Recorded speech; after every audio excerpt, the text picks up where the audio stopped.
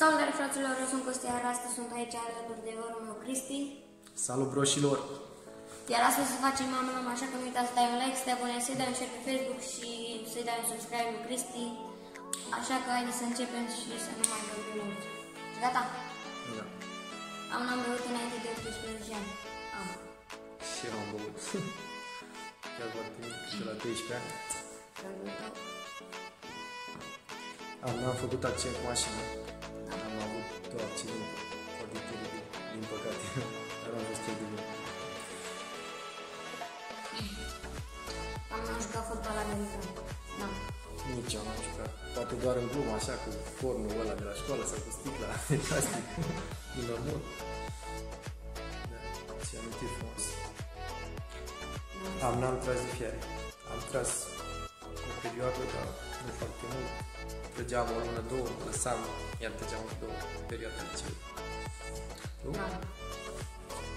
Nu ai trăgeam niciodată. Am mai făcut 100 de flătări. Nici eu n-am, cel mai mult 70. După serie. Și adică mai mult le-a făcut. N-am băut și fumat la 15 ani. Am băut și am fumat la 13 ani, nu la 15. N-am. L-am bătut un copil la școală. Da. Și eu, la greu. Cine l-a bătut? Eu. N-am bătut pe cineva. Am bătut foarte mult. Am luat și eu, dar mai mult am dat. Și eu am dat. Am avut pe un sărut. Nu mai răspund. Spune tu că e pentru tine asta. Bravo, ești ca cicar nu are semn. N-am tras cu armă. Am tras cu o armă, airsoft, cu un pistol.